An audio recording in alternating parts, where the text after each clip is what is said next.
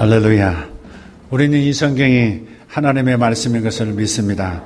우리는 이 성경을 통해서 구원을 받고 복을 받을 것입니다. 아멘. 우리 하나님 말씀 고린도후서 12장 7절에서 10절 말씀입니다. 고린도후서 12장 7절부터 10절 말씀 같이 크게 합독하겠습니다. 여러 계시를 받은 것이 지극히 크므로 너무 자만하지 않게 하시려고 내 육체의 가시 곧 사탄의 사자를 주셨으니 이는 나를 쳐서 너무 자만하지 않게 하려 하심이라. 이것이 내게서 떠나가지 아니하게 나에게 이르시기를 내 은혜가 내게 족하도다. 이는 내 능력이 약한 데서 온전하여짐이라 하신지라. 그러므로 도리어 크게 기뻐함으로 나의 여러 약한 것들에 대하여 자랑하리니 이는 그리스도의 능력이 내게 머물게 하려 함이라. 그러므로 내가 그리스도를 위하여 약한 것들과 능욕과 궁핍과 박해와 곤고를 기뻐하노니 이는 내가 약한 그때에 강함이라. 아멘. 딤플 현상이라고 하는 얘기를 들어보셨습니까? 딤플 현상. 혹시 골프 하시는 분들은 아마 이 얘기를 아실지 모르겠습니다. 다른 공과는 달리 골프공에 약 400에서 500개 정도의 작은 홈이 패여져 있습니다. 마치 그 목성이나 달이나 이런 행성들에게 그 분화구가 있듯이 뻥뻥 뚫린 흠집들이 있듯이 이 골프공에는 그런 작은 홈들이 있어요. 그걸 딤플이라고 합니다. 탁구공, 또 혹은 야구공, 배구공, 농구공 이게 보면 그런 흠들이 없어요. 그런데 이 골프공에는 왜 이런 딤플이 있어야 할까 하는 것입니다.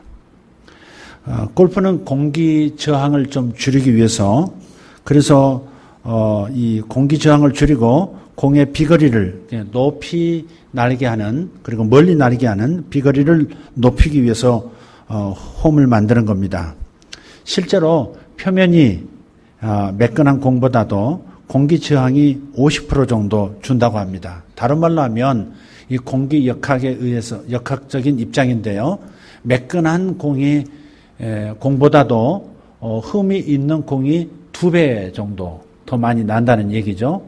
높이 나는 것도 약 3배 정도 더 높이 뜰 수 있다는 겁니다. 그래서 딤플은 공을 더 멀리 날아가기 위해서 또 높이 떠오르게 하기 위해서 만든 세련된 기술입니다. 그런데 이 골프공에 딤플을 발견하게 된 배경이 흥미롭습니다. 원래 골프공에는 이 딤플이 없었다고 해요. 그러니까 19세기 초에 그분이 1901년도에 돌아가셨습니다마는 스코틀랜드의 에딘버러 대학 교수인데요. 이분이 이제 이 공기역학에 대한 연구를 하시다가 이상하게 그 골프공이 오래돼서 흠이 많은 공이 새 공보다도 더 멀리 더 높이 간다는 사실을 우연히 발견한 거예요. 그래서 깊이 연구하게 된 겁니다. 그래서 연구해낸 것이 일부러 공에 수백 개의 상처를 내서 지금의 골프공을 만든 겁니다. 이렇게 골프공에 딤플이 생겨난 것이죠. 그래서 골프공은 상처 때문에 더 멀리 날 수 있게 된 유일한 공입니다. 우리가 이제 어릴 때부터 해왔던 놀이인데 연도 마찬가지입니다. 연도 가운데 구멍이 있는 그 연이 높게 그리고 자유자재로 이렇게 조정이 가능한 그런 연이라는 것이죠. 따라서 이런 생각을 우리가 해봅니다. 병약한 사람이 건강한 사람에 비해서 오히려 오래 사는 경우가 많다는 것입니다. 골골백세 그러잖아요. 네, 골골백세. 그래서 골골 하시는 분들은 오래 살 가능성이 아주 많은 분들인 거죠.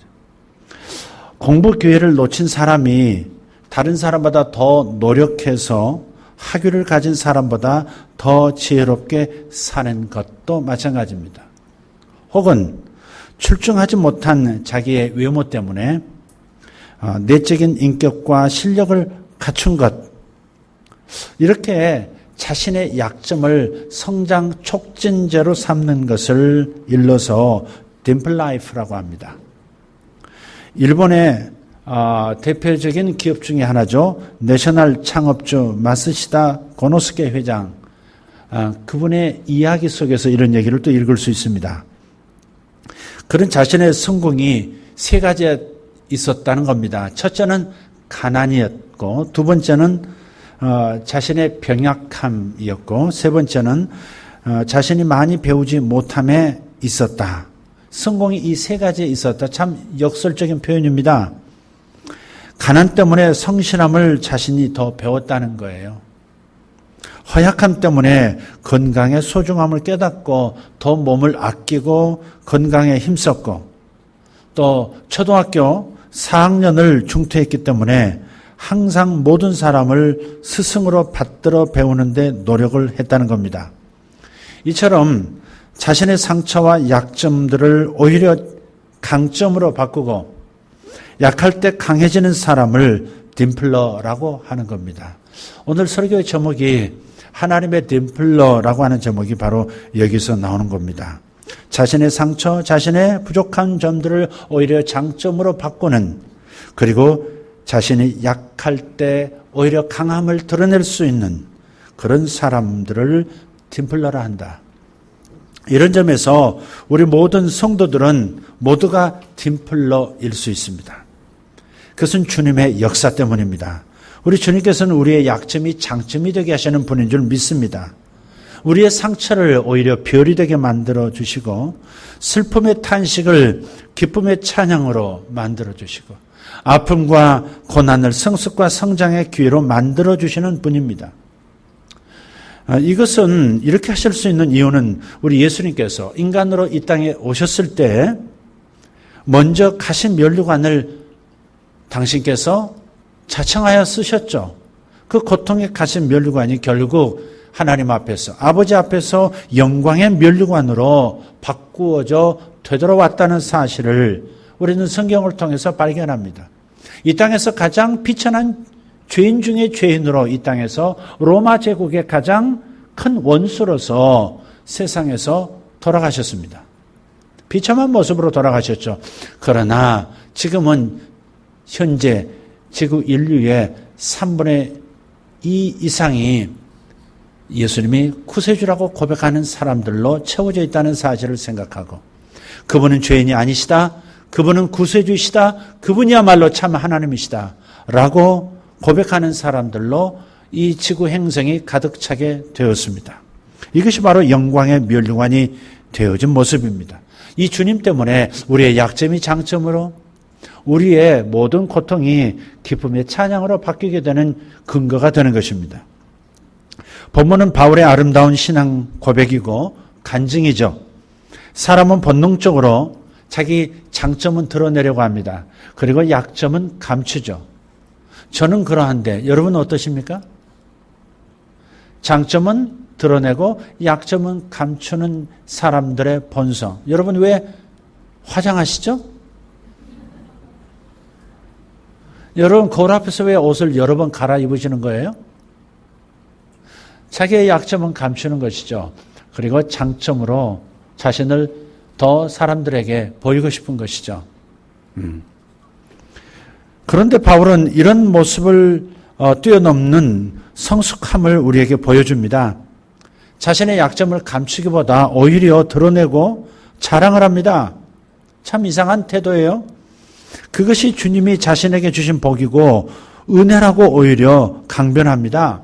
이런 점에서 바울은 전형적인 딤플러, 하나님의 딤플러라 할 수 있겠습니다. 그렇다면 바울이 가지고 있었던, 바울의 자랑이었던 그의 약점이 무엇일까? 고린도 후서 11장 말씀을 보시면 특별히 22절에서 29절을 보시면 육체적으로나 신앙적으로 그리고 자신의 사역적인 면에서 많은 장점을 가졌던 사람이 분명합니다. 배움도 높았고요. 그의 배경도 아주 짱짱했던 남자입니다. 하지만 그는 자신의 이런 장점을 뒤로 하고 30절에 보면 내가 부득불 자랑할진대 나의 약한 것들을 자랑할 것이다 라고 선언합니다. 장점을 자랑하는 게 아니라 약점들을 나는 오히려 더 자랑하고 싶다. 그러면서 자기 사역 초기에 두려움에 차서 목숨을 부지하기 위해서 광주리를 타고 다메섹 성에서 도주한 사실을 고백합니다. 이 성경을 기록할 때 사도 바울은 크게 알려진 사도 중에 사도로서 알려진 때였습니다. 사도 사역의 절정기였거든요. 그런데 자기 사역 초기에 그렇게 비겁한 모습을 보였던 자신의 이 얘기를 서스럼없이 얘기를 하는 겁니다. 비록 이 일이 초창기 일이긴 하지만은 빌립보서 1장 21절 내게 사는 것이 그리스도니 죽는 것도 유익함이니라 라고 고백한 그의 고백을 무섭게 하는 사건일 수밖에 없었어요. 그런데 이 사실을 들추어서 말하고 있고 오히려 자랑을 하고 있는 겁니다. 그리고 본문에서는 또 자기 육체적인 치명적인 약점이 있다고 고백을 합니다. 그것을 그는 가시라고 표현해요. 가시. 가시에 대한 견해가 여러 가지입니다. 현대 학자들은 이것을 바울의 육체적인 질병으로 해석을 합니다.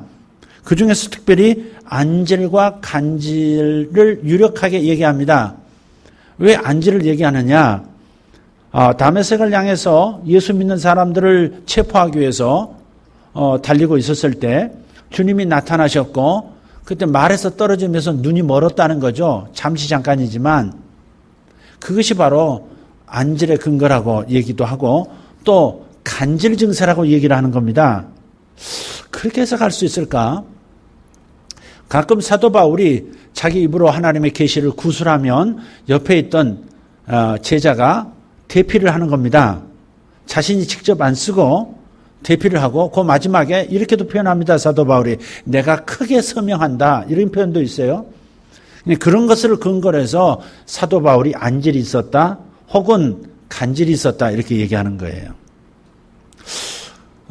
굉장히 무리한 해석이라고 저는 그래서 저는 그 해석을 받아들이지 않습니다. 오히려 성경 내내 바울의 사역 내내 따르고 있는 가시가 하나 있다면 그것은 동족 유대인의 방해와 핍박이었다.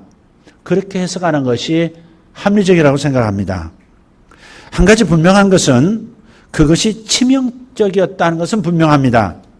가시라는 헬라어 단어가 이것을 증명하는데요. 가시를 헬라어로 스콜롭스라고 합니다. 스콜롭스. 이것은 말뚝이라는 뜻도 있고요. 뾰족한 창이라는 뜻을 가지고 있습니다. 그래서 7절 말씀을 직역을 하면 내 육체에 말뚝이 박혀 있다. 그렇게 읽을 수 있습니다. 내 육체에 뾰족한 창이 아니고 창이 박혀 있다. 이렇게 읽을 수 있습니다. 이것은 가시가 그에게 얼마나 치명적이고 자신의 삶에 고통이 되었는가를 짐작하게 하는 단어입니다. 그런데 바울이 치명적이고 고통스러운 것이 오히려 자신에게 큰 기쁨이고 자랑이라고 9절에 말합니다. 이것은 그가 고통을 즐기는 마저키스트적인 그런 병적인 성격의 소유자여서가 아니라 가시를 통한 하나님의 은혜를 알았기 때문인 것이죠. 여기서 선뜻 이해가 안 되는 부분이 있습니다. 바울은 가시를 하나님께서 주신 사탄의 사자라는 겁니다. 하나님이 주신 사탄의 사자. 표현이 이상합니다. 하나님이 주셨다는데 그것이 또 사탄의 사자라는 겁니다. 하나님이 주셨으면 그것을 하나님의 메신저, 하나님의 사자라 이렇게 표현을 해야지 어떻게 사탄의 사자라고 할 수 있겠습니까? 그렇다면 하나님은 우리에게 사탄을 주시는 분일까요? 그것도 바울처럼 충성스러운 사람에게 말입니다. 따라서 이것은 절대 그렇게 해석할 수 없는 부분입니다. 그런데 바울이 이렇게 표현한 이유가 무엇일까요? 그것은 첫째로 세상의 모든 것이 심지어 사탄까지도 사탄의 종들까지도 하나님의 능력 안에 있다는 것입니다. 다시 말해서 사탄이 아무리 날고 기는 그런 능력을 가지고 우리를 괴롭혀도 결국은 하나님의 수중에 있다는 것이고 하나님의 권한 아래에 있는 것이고 하나님이 허락하신 범주 이상을 우리에게 할 수 없다는 것을 말하고 있는 것이죠. 하나님이 주신 사단의 가시라고 하는 표현 안에 사단이 아무리 원수 노릇을 한다 할지라도 그 시간과 그 영향력은 하나님께서 정해주신 범주를 넘어갈 수가 없다. 그래서 사단은 경계의 대상은 될 수 있어도 결코 우리 두려움의 대상은 아니다 하는 것입니다. 철로 역정이라고 하는 유명한 작품이 있습니다. 기독인이라고 하는 사람이 구도자입니다. 구원의 도를 찾아서 자기 집을 떠나 여행하는 과정을 천성에 이르는 과정을 아주 그림 언어로 보여주고 있는 아주 좋은 책입니다. 꼭 철로 역정 한번 읽어보시기를 바랍니다. 상징적인 이야기들인데 그게 어떻게 성경 안에 있는 진리들을 명쾌하게 보여주는지 몰라요. 근데 그 중에 이런 얘기가 있습니다. 어느 길을 가고 있는데 반드시 이 길밖에 없고 이 길을 반드시 가야 하는데 길 양쪽에 사자가 있는 거예요. 두 마리 사자가 너무 크고 흉악해서 두려워 그냥 그 길을 지나갈 수가 없는 겁니다. 그런데 자세히 들여다보니까 사자 목에 벨트가 있고 그 강한 벨트는 쇠사슬과 연결되어 다른 한쪽 끝이 양쪽 건물의 벽에 박혀 있더라는 거예요. 보니까 길이가 좌로나 우로나 치우치지만 않고 정로를 가기만 하면 결코 사자의 발톱이 사자의 입이 자신을 해하지 못할 그런 수준의 쇠사슬에 묶여 있더라 하는 것입니다. 그래서 평안을 즉시 되찾고 두려움 없이 사자가 으릉거리고 발을 휘젓는데도 불구하고 그 가운데로 두벅두벅 걸어서 통과하는 이야기가 있습니다. 바로 그와 같은 것이죠. 하나님이 주신 사탄의 사자. 사탄이 사용하는 악한, 박해하는 종들이 있지만 그것이 한계가 있다는 것, 하나님 손 아래 있다는 것. 이것이 하나님 주신 사단의 가시에 담긴 의미입니다. 두 번째는 가시의 치명적인 영향력이 강조되는 부분입니다. 하나님의 손에 있으면 아무리 심각한 것도 은혜와 축복의 통로가 되고 결코 위험하지 않지만 하나님을 떠나면 사소한 것도 치명적인 결과로 작용할 수 있다는 것을 강조하기 위해서 하나님이 주신 사단의 가시 이렇게 표현하는 겁니다. 그런데 더 중요한 것이 있습니다. 기도를 통해서 이런 그의 견해가 바뀌게 되었다는 점입니다. 사탄의 사자에게서 은혜 통로로 관점이 바뀌었다고 하는 점이 이 본문의 중요한 점입니다. 비록 사탄의 사자일전정 모든 것을 합력하여 선을 이루시는 하나님의 능력을 확실히 믿고 있는 바울에게는 가시도 기쁨과 자랑의 대상이었습니다. 그것이 그에게 축복의 통로고 은혜의 통로였기 때문에 그런 것이죠. 바울이 가시가 은혜와 축복의 통로인 것을 어떻게 알게 되었고 무엇이 가시를 은혜와 축복의 통로가 되게 했을까요? 그것은 바로 기도입니다. 우리가 늘 듣는 기도, 우리가 늘 하는 기도, 오늘 아침에도 했던 기도, 그 기도예요. 가시는 바울을 낮아지게 만들었습니다. 아, 내가 이것밖에 안 되는 사람이구나. 아, 내가 이렇게 외부 환경에 이렇게 약해질 수밖에 없는 존재이구나. 이것을 깨닫게 된 거죠. 이 낮아짐이 바울로 하여금 주님께 간절히 기도하게 만드는 도구였던 것이죠. 낮아짐은 기도의 절대 조건이 됩니다. 저도 굉장히 기도가 필요한 사람이에요. 여러분의 기도가 필요한 거예요. 그래서 대표 기도 때마다 여러분들이 모두의 마음을 모두어서 하나님 앞에 올려주시는 기도가 꼭 있더라고요. 우리 담임 목사님을 위해서 기도합니다 하는 기도죠. 예. 그의 영감이 흐려지지 않게 도와주시고 그의 건강을 붙들어 주시오. 그의 가족을 붙들어 주셔서 그가 집중할 수 있게 해달라고 하는 성도들의 기도, 정말 필요한 기도입니다. 여러분 대표 기도 때문만이 아니라 여러분이 일상 속에서 여러분 자신을 위해서 기도할 때, 가족을 위해서 기도할 때 꼭 빼놓지 말고 저와 저희 가족을 위해서 기도해 주시기를 부탁합니다. 그런 말이 있잖아요. 가지 많은 나무 바람 잘 날 없다. 제가 문제가 많다는 말이기보다는 여러분 지도력을 가진 사람일수록 영향력을 크게 발휘할 수 있는 위치에 서 있을수록 사탄의 세력들, 지옥의 세력에게는 큰 방해거리입니다. 그래서 공격이 더 많을 수 있는 것이고요. 유혹도 더 많을 수 있습니다. 그래서 여러분들이 저를 위해서 기도해 주시는 것은 저 자신의 약함을 생각하고 저 자신의 낮음을 생각할 때 반드시 필요한 기도일 수밖에 없는 거예요. 그래서 부탁을 드리는 겁니다. 저도 가끔은 세상에 내가 이 정도밖에 안 되나 싶을 때가 있어요.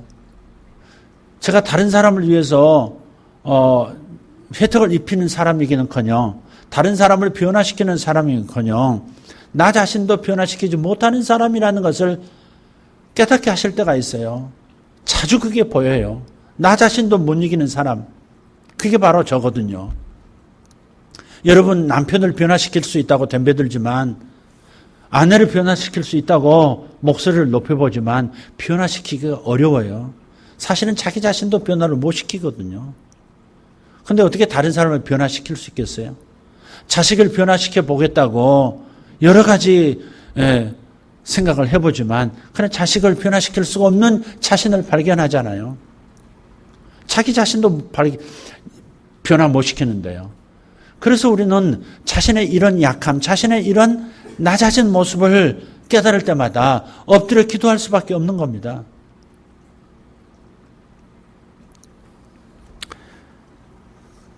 이 낮춤이라고 하는 것이 기도의 절대 조건이 된다는 말은 여기에서 나오는 겁니다. 그래서 기도는 우리에게 다시 날개를 달아주고 은혜의 보좌로 담대히 나아가게 해주는 줄 믿습니다. 그래서 바울은 가시로 인해서 3번 기도했다고 8절에 말합니다. 이것을 숫자적으로 3번 기도했다는 의미로 이해하시면 안 되죠. 물론 이것을 문자적으로 해석할 수도 있겠습니다. 3번 기도할 수 있겠어요? 네. 하지만 이렇게 심각한 문제를 딱 3번 기도하고 그쳤다? 상식적으로 이해가 안 됩니다. 가끔 제가 위경련이 일어날 때가 있거든요. 위경련 알아보신 분 계신가요? 거의 1분 1초를 쉬지를 못해요. 어떨 때는 3시간, 4시간, 5시간까지 사실 이런 표현이에요. 쥐나는 거 있잖아요. 다리에 쥐날 때. 쥐가 위에서 일어나는 거예요. 이걸 5시간, 그러니까 바깥에 다리는 주무를 수도 있고 발을 꺾을 수도 있고 누군가가 만져줄 수도 있고 조처를 할 수 있잖아요. 이 속에 있는 건 어떻게 할 방법이 없는 거예요. 서너 시간 동안 길게 5시간 동안 위경련이 일어나면 위가 이렇게 옥죄거든요. 그럼 앉지도 못하고 서지도 못하고 숨도 어렵고 모든 것이 기능이 멈춰지는 것 같은 느낌이에요. 암이라는 것이 이렇게 고통을 준다면 그리고 쉴 수 없는 고통을 준다면 그래서 사람들이 그 치명적인 암이라는 질병 말기에 자살까지 시도하는 이유가 그래서 그렇구나. 그런 생각을 해봐요. 만약에 이렇게 쉴 수 없이 고통이 오는 그런 가시라면 어떻게 딱 3번 하고 끝날 수 있겠어요? 멈출 때까지 부르짖을 수밖에 없죠. 소리도 안 나오지만 기도할 수밖에 없는 거예요. 그럴 때 정말 무력함을 느껴요. 무력함을 느껴요. 자존심까지 손상이 와요. 기도해 주는 사람이 이렇게 아프다니 이런 거 있잖아요. 목사가 이렇게 아프더나 저 아픕니다. 저를 위해서 기도해 주세요. 얘기하기도 어려울 만큼의 그런 정신적인 고통까지도 온단 말이에요. 적어도 제게는 그래요. 근데 3번 기도하고 끝난다고요? 아닙니다. 사도 바울이 내가 가시라고, 내가 이걸 떠나게 해달라고 기도했다고 할 만큼의 가시라면 3번 기도하고 끝날 일이 아닙니다. 그러니까 3이라는 숫자는 성경에 자주 나오는 유대인이 선호하는 숫자거든요. 그래서 믿음, 소망, 사랑 이 3가지는 항상 있을 것인데 그중에 제일은 사랑이라 그런 표현이 있잖아요. 그러니까 3이라는 숫자를 좋아하기 때문에 명사를 나열할 때 이 셋으로 맞춰요. 혹은 3의 배수로 맞춰요. 열매도 10가지도 있고 20가지도 있을 텐데 성령의 9가지 열매라고 그러고요. 성령의 9가지 은사라고 말하고요. 은사가 왜 9가지만 얘기했어요? 성경에 나온 은사만 추려봐도 적어도 21가지인데 신약에서 나오는 게. 그런데 9이라고 표현한다는 말이에요. 사랑은 오래 참고부터 시작해서 모든 것을 견디느니라. 여기까지 쭉 보면 15번 나오거든요. 그것도 3의 배수거든요. 이게 3이라는 숫자는 유대인들이 선호하는, 좋아하는 그 완전수다 하는 것을 기억하시면 되겠습니다. 겟세마네 동산의 주님처럼 응답을 받을 때까지 간절히 기도했다는 뜻이 바로 3번 간구했다 하는 내용입니다. 이런 간절한 기도를 통해서 사탄의 사자로 생각했던 그 가시가 주님의 은혜와 능력을 머물게 하는 은혜와 축복의 통로, 능력 있는 삶의 통로임을 깨닫게 된 것입니다. 그래서 사도 바울은 자신의 약점인 가시를 애써서 지금 자랑하는 겁니다. 내가 약해질 때 하나님의 능력이 나타나더라는 거예요. 내가 낮아질 때 오히려 하나님이 전면에 나서시더라는 거예요. 내가 똑똑하지 못하고 내가 미련하다 싶은 그런 연약함이 나타났을 때 하나님이 역사하시더라. 그러니까 우리가 잘남과 우리가 똑똑함과 우리가 사리분별이 분명함과 남보다도 더 모든 것을 판단을 잘한다라고 하는 그런 자긍심, 그거 하나님의 능력을 가로막는 장애물이 되는 거죠. 그래서 사도 바울은 자랑할 것이 매우 많았지만 이거 배설물이야. 하나님의 능력을 가로막는 장애물이야 하고 뒤로 던져버리고 약한 것들을 자꾸 자랑하고 노출하고 서스럼 없이 은혜의 통로라고 얘기하고 있는 겁니다. 이것은 사도 바울만 경험하는 부분이 아니에요. 여러분들도 부분적으로 경험하셨을 거예요. 여러분이 정말 약해졌을 때, 정말 몸부림하는데도 직장이 안 열리고 몸부림하는데도 하나님께서 살 길을 안 열어주실 때, 가장 약해졌을 때 주여 살려주세요 할 때 하나님은 짜잔 이렇게 바로 이때를 기다렸다라고 말씀하시면서 역사하시는 것이죠. 그래서 아까 그 찬양이 우리에게 은혜가 되는 거예요. 약할 때 강함 주시네. 할렐루야. 가난한 날 부유하게 하시고 약한 나를 강하게 해주시고 부족한 나를 높여주시는 그 역사하심. 그래서 약한 것을 자랑하는 이 비밀을 여러분들이 이해하고 항상 하나님 앞에서 약한 자신에 대해서, 무능력한 자신에 대해서, 머리가 나쁜 자신에 대해서, 손쓸 도리가 전혀 없는 자신에 대해서 하나님 앞에서 노출하는 것을 기뻐하시고, 그리고 사람들 앞에서도 자신의 좋은 점, 장점, 강한 점을 자랑할 것이 아니라 약한 점을 서슴없이 내놓고, 그래서 주님이 나를 은혜 주시고, 그래서 이 약한 나를 주님께서 나를 높여주신다고, 나를 세워주신다고 말할 수 있는 저와 여러분 되기를 바랍니다. 우리나라를 생각하면 참 기가 막혀요. 어떻게 이런 지정학적인 위치의 자리를 잡았을까? 저 호주라는 땅도 보면 쓸모없는 땅이 참 많아도, 사막이 많아도 땅덩어리가 일단 크니까 얼마나 좋습니까? 이 작은 면적을 가진 나라가 세상에 대륙 세력과 해양 세력이 딱 맞닥뜨리는 그 길목에 자리 잡을 게 뭡니까?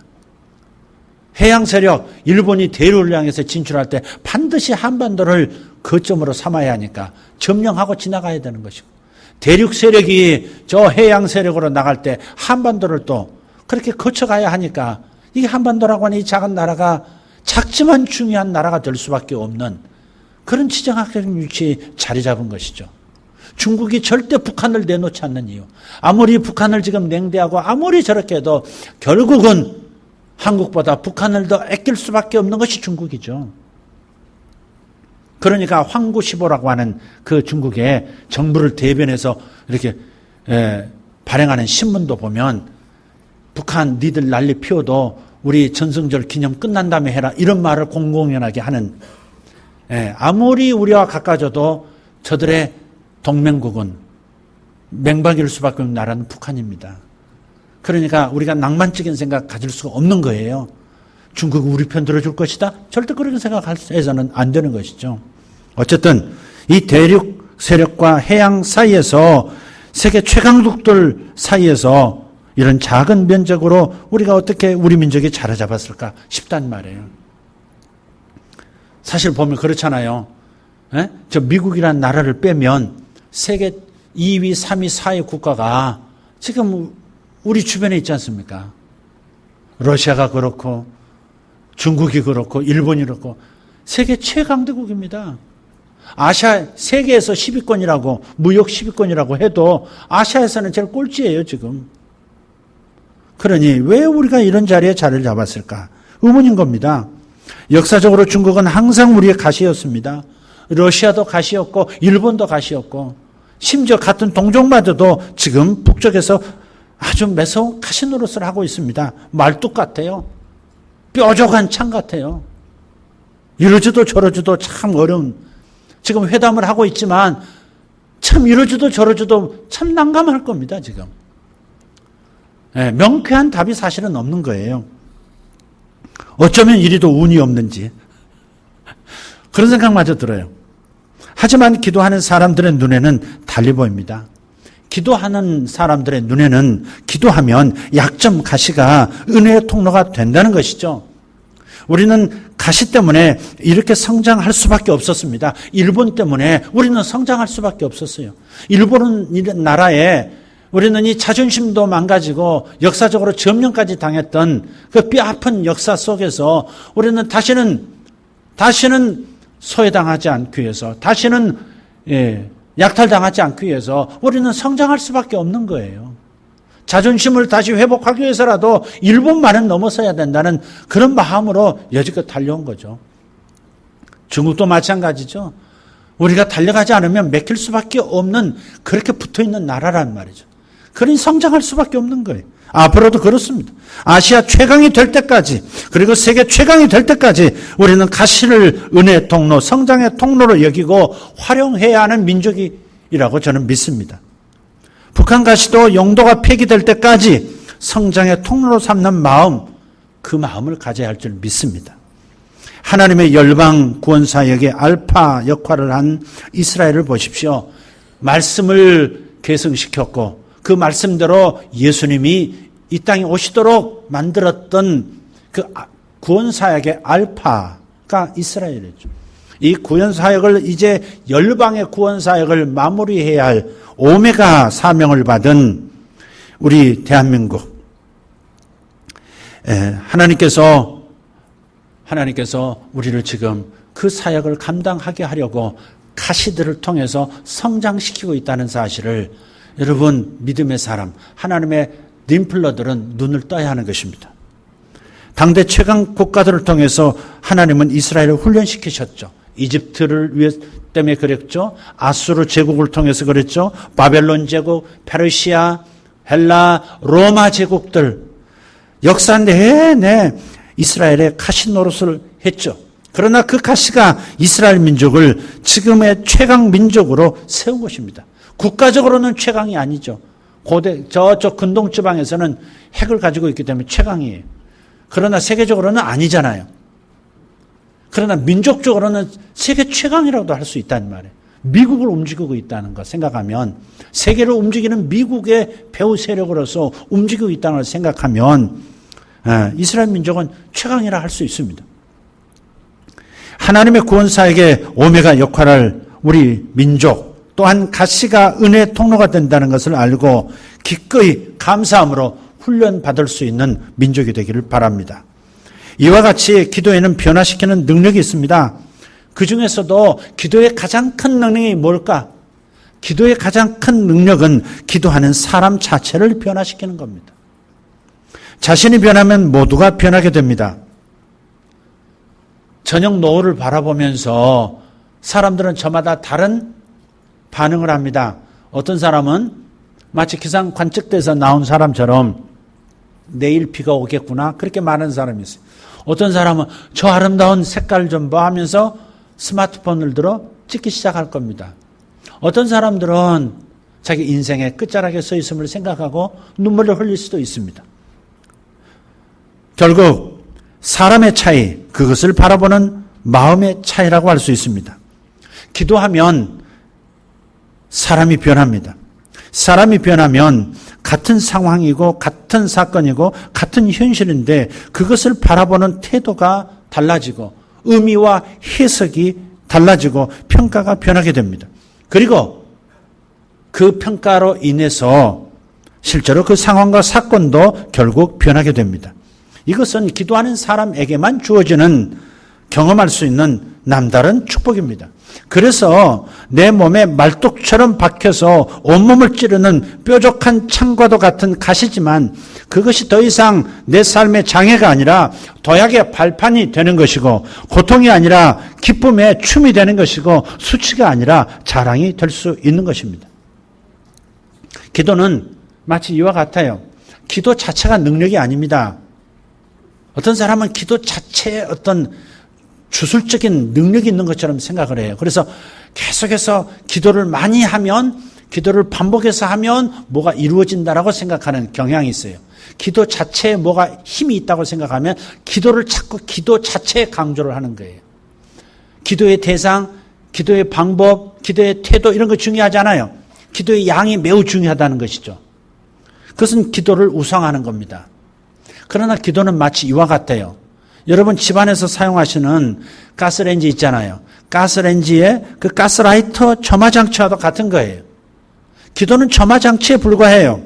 그러나 숨어있는 불을 드러난 불로 만들어주고 정지된 에너지를 가지고 밥도 하고 물도 끓일 수 있고 무엇이든지 할 수 있는 에너지가 흘러나오게 하는 통로가 되는 겁니다. 라이터 안에 있는 그 가스를 그 불이라는 운동 에너지로 전환시켜주는 것이 점화장치예요. 마찬가지로 우리의 믿음을 살리는 믿음, 역동적인 믿음, 살아있는 믿음으로 전환시켜주는 것이 바로 기도입니다. 하나님의 언약의 말씀들을 영적 활동 에너지로 전환시켜서 풍성한 삶을 누리게 하는 것이 기도입니다. 하나님께서 아무리 부유하신 분이고 그것을 우리에게 아무리 주시고자 조바심을 가지셔도 우리가 점화장치, 즉 기도하지 않으면 그 풍성을 누릴 수가 없다는 것이죠. 그래서 사도 야고보가 야고보서 1장 5절에서 이렇게 말합니다. 하나님은 모든 사람에게 후히 주시고 기도하는 그것을 절대 꾸짖지 않으신다는 겁니다. 후히 주시고 꾸짖지 아니하시는 하나님이라고 표현했어요. 또 4장 2절에도 너희가 얻지 못하면 구하지 아니함이라 이렇게 말했단 말이에요. 그러니까 하나님께서 스탠바이 다 준비됐다.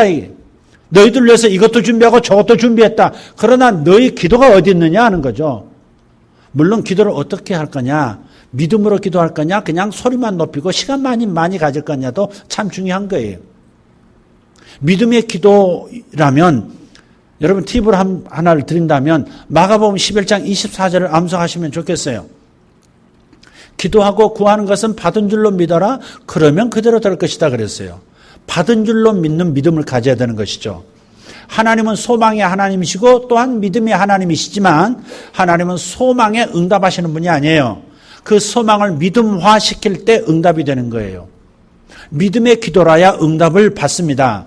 그런데 믿음의 기도의 내용이 마가복음 11장 24절에 있는 거예요. 받은 줄로 이미 끝난 게임이야 라고 여기고 그렇게 확신하는 상태, 그게 믿음이라는 거예요. 주님 그걸 꼭 해결해 주셔야 합니다. 주님 저를 도와주셔야 합니다. 주님 문제가 지금 시급합니다. 이렇게 말하고 많이 기도하는 것이 믿음의 기도가 아니라는 거예요. 그건 소망만 얘기하는 거예요. 주님 잘 되기를 바랍니다. 이렇게 해결돼야 내가 잘 될 수 있습니다. 내가 잘 돼야 내 자식도 이럽니다. 내가 잘 돼야 주님의 교회도 잘 생길 수 있습니다. 이건 소망이다 이 말이에요. 소망에서 그치지 말고 믿음으로 나아가야 합니다. 믿음이라는 것은 받은 줄로 믿는 믿음이에요. 그렇게 여기는 믿음이에요. 그렇게 확신하는 믿음. 이미 이루어졌다. 기쁨 속에 있는 것이죠. 이미 응답이 됐으니까. 그럼 이미 응답된 것을 어떻게 이해할 수 있느냐? 어떻게 내가 여기 확신할 수 있느냐? 그것을 자꾸 그려보는 거예요. 이미 이루어진 모습을 자꾸 바라보는 거예요. 그리고 내 뇌가, 내 마음이 이루어졌구나. 내 내면이 그렇게 여길 만큼, 그래서 기쁨이 넘칠 만큼, 그래서 평안을 찾을 만큼 여러분 안에 내면의 변화가 있으면 그게 바로 믿음이 있다라고 인정받는 것이고, 바로 그 믿음의 상태에서 기도하는 것, 그 믿음의 상태에서 하나님 앞에 서 있는 것이 믿음의 기도요, 응답받는 기도가 되는 것입니다. 자, 그래서 어쨌든 하나님께서는 우리에게, 성경은 우리에게 계속해서 강조합니다. 기도하라고. 기도해서 하나님의 풍성하심을 경험하고 누리라는 겁니다.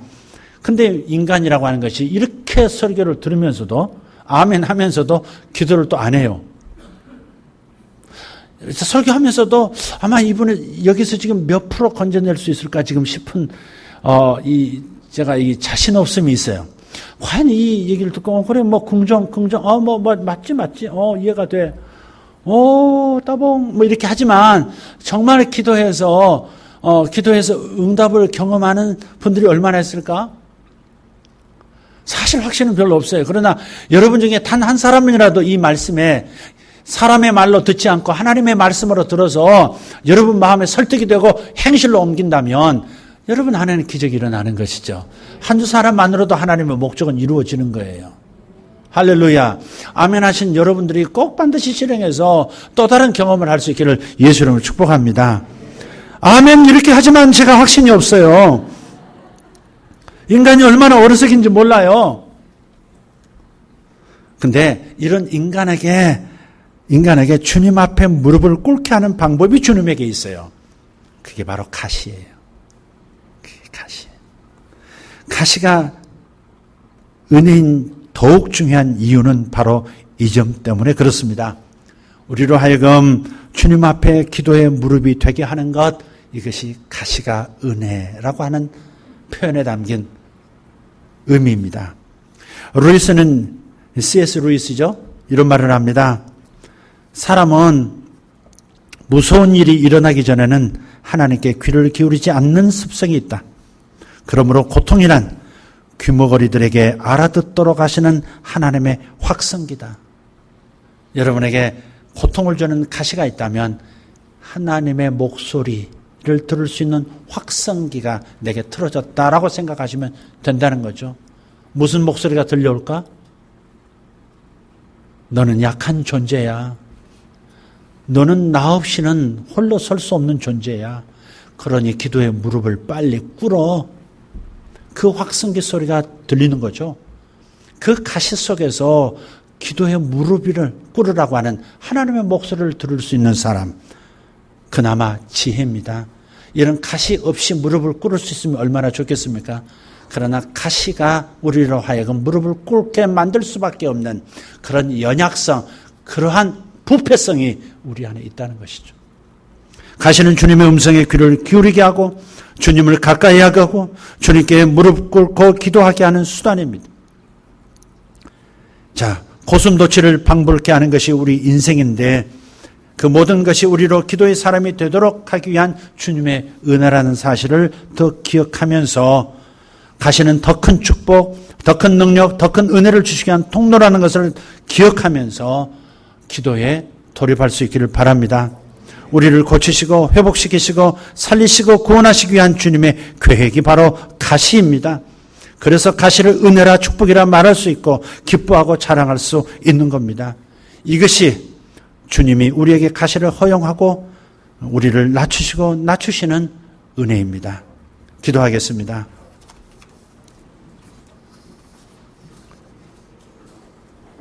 하나님,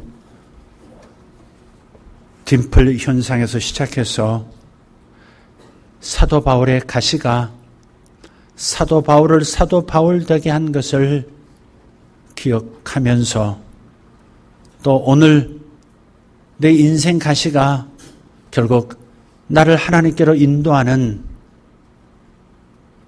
고통의 가시인 것을 깨달으면서 오늘 말씀을 되새김질합니다. 하나님, 우리 미련함을 지혜로움으로 바꿔주시옵소서. 우리가 하나님 없이는 살 수 없는 존재인데도 매 순간 하나님의 은혜가 없이는 결코 한 발짝 움직일 수 없는 존재인데도 우리는 스스로 살 수 있는 존재인 것처럼 기도 없이 말씀 없이 살아갈 때가 하루 거의를 차지합니다. 이 미련함을 벗겨 주시옵소서. 이 미련함을 주여 이 허물을 벗겨 주시옵소서. 주님께서 역사하실 것을 믿습니다. 우리가 얼마나 낮은 존재인지 약한 존재인지만을 생각할 수만 있다면 기도할 수 있는 사람이 될 것입니다.